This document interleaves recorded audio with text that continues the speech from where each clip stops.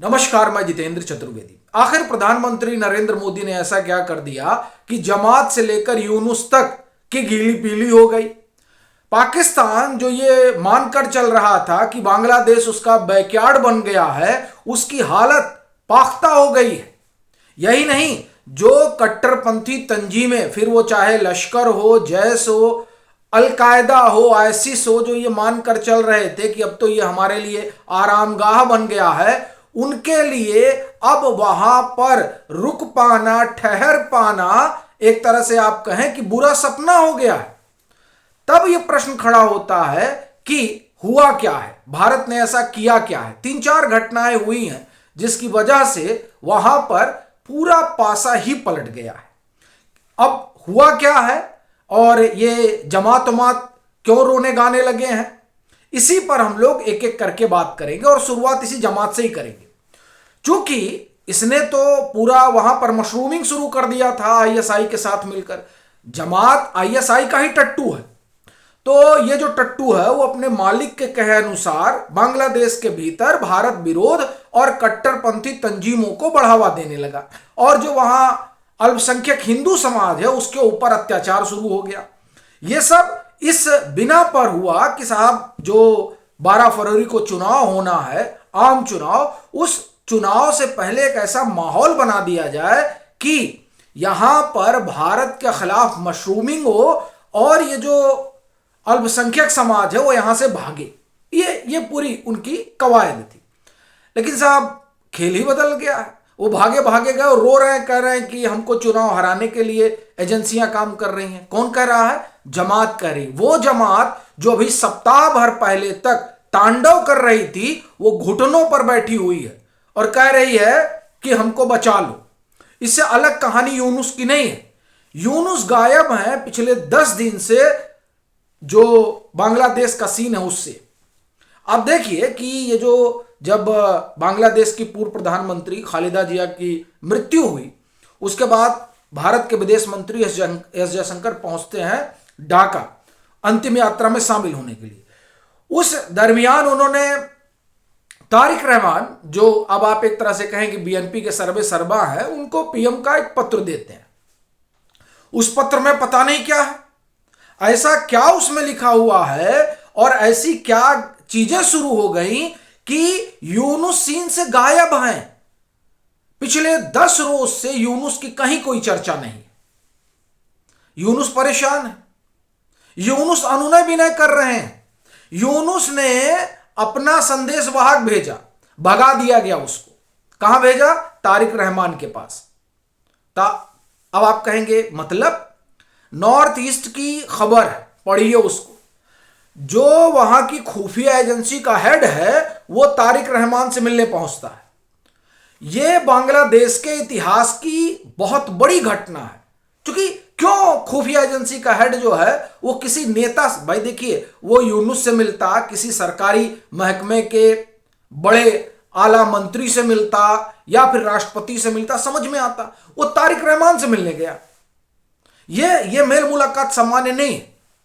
इस मेल मुलाकात के जरिए कहा जा रहा है कि यूनुस कुछ बार्गेनिंग वगैरह कर रहा है, लेकिन उसको सीधा बाहर का रास्ता दिखाया जा रहा है, चलो यहां से आउट। अब यूनुस के लिए अपना बोरिया बिस्तर बांधने का समय आ गया है। क्यों? क्योंकि जो डिप्लोमेसी भारत ने चली है वो दरअसल इन कट्टरपंथियों के लिए अब बुरा सपना बन गई है। ये ठहरना नहीं चाह रहे वहां पर, और ये जो पाकिस्तान वहां गुलाटी मार रहा था, इसका बोरिया बिस्तर बंद गया है। आईएसआई भागे कैसे इस फिराक में लगी हुई है।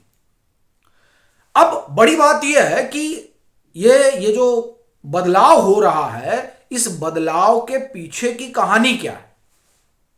देखिए, ये जो जमात रो रही है उसमें सबसे पहली चीज तो यह है कि जो वहां की आवाम है वो आवाम जमात के साथ खड़ी नहीं है। सर्वे हुआ है, उस सर्वे में 70% लोग बीएनपी को चाहते हैं।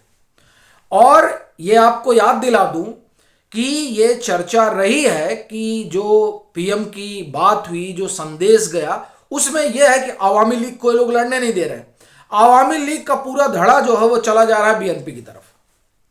यानी कोई नहीं चाहता है कि जमात आए, यूनुस आए, कोई नहीं चाहता वहां पे।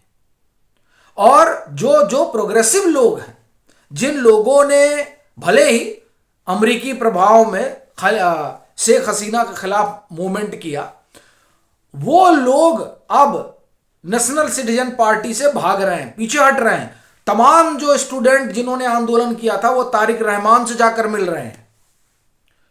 पूरा माहौल ही बदल गया है।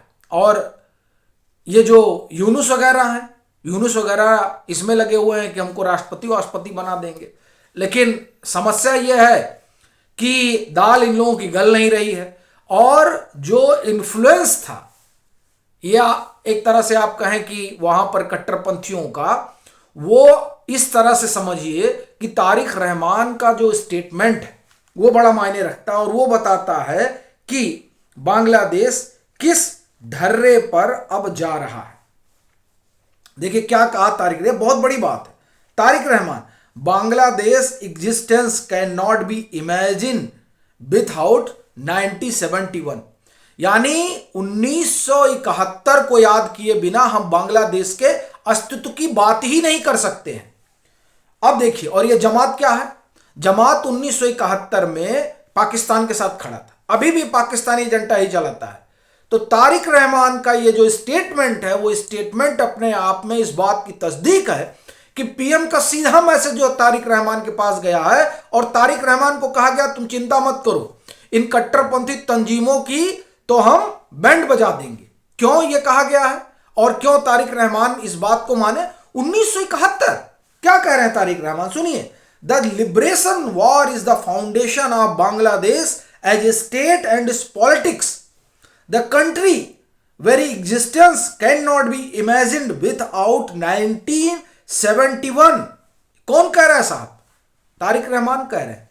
1971 को जब आप रिकॉग्नाइज कर रहे हैं और कह रहे हैं कि हमारी आजादी की लड़ाई थी, इसका मतलब आप भारत के योगदान को सीधे सीधे स्वीकार रहे हैं। और तारिक रहमान ने ये स्वीकारता के जरिए किसको संदेश दे दिया? पाकिस्तान को संदेश दे दिया, आईएसआई को संदेश दे दिया, यूनुस को संदेश दे दिया, जमात को संदेश दे दिया कि हम अगर किसी के साथ खड़े हैं तो वो भारत है। और हम भारत के शुक्रगुजार हैं कि उन्होंने जो है ये देश बनाया। अब ये जो ग्रेटर बांग्लादेश का ढिढोरा चल रहा था, उस ढपली की राग 1 मिनट में तारिक रहमान ने बंद कर दी। और ये क्यों हो रहा है? क्योंकि पीएम सीधे खड़े हो गए। पीएम ने अपना टांग अड़ा दिया है। अब आ जाए ट्रंप, कर लें दो दो हाथ अगर करना हो तो। ये जो वहां पर सीधे सीधे बदलाव हुआ है, वो सीधा बदलाव इस बात की तस्दीक कर रहा है कि एक तरफ रूस ने सीधे कहा है कि 1971 भूलना मत। यूनुस भागता फिर रहा है, आप ये समझिए। और जमात का रोना गाना हमने आपको बता दिया। क्यों? क्योंकि अब इनका क्या होगा? तारिक रहमान अब उसी जगह आकर खड़े हो गए हैं जहां एक दौर में शेख हसीना खड़ी थी।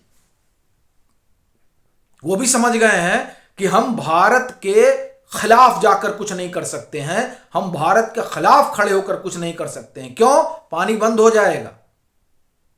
अभी गंगा वाटर ट्रीटी का रिन्यूअल होना है ना, खत्म हो रही है, इसी 2026 संभवतः मई में खत्म होगी। रिन्यूअल करना है तो आपको बात हमारी सुननी पड़ेगी।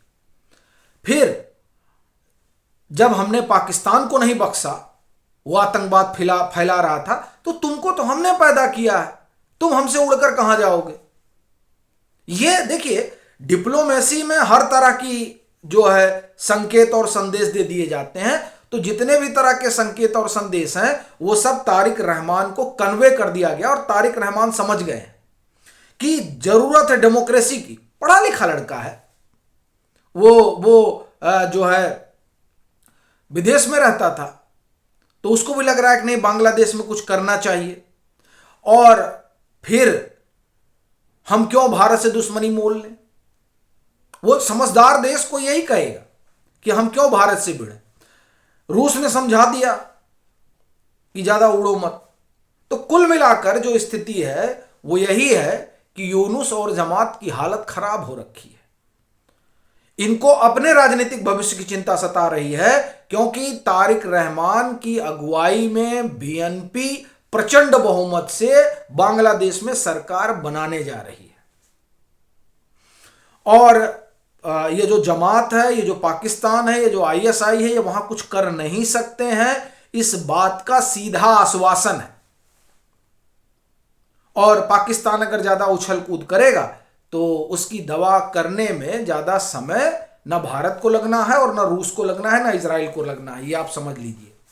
और ये मैं इसलिए भी कह रहा हूं क्योंकि पाकिस्तान जो खेल खेल रहा है उस खेल से इजराइल भी परेशान है और रूस भी परेशान है। तुम रूस की जासूसी कराते हो और यहां हमास को पनाह देते हो, तो इधर रूस की आंख में खटक रहे हो और उधर इजराइल की आंख में खटक रहे हो।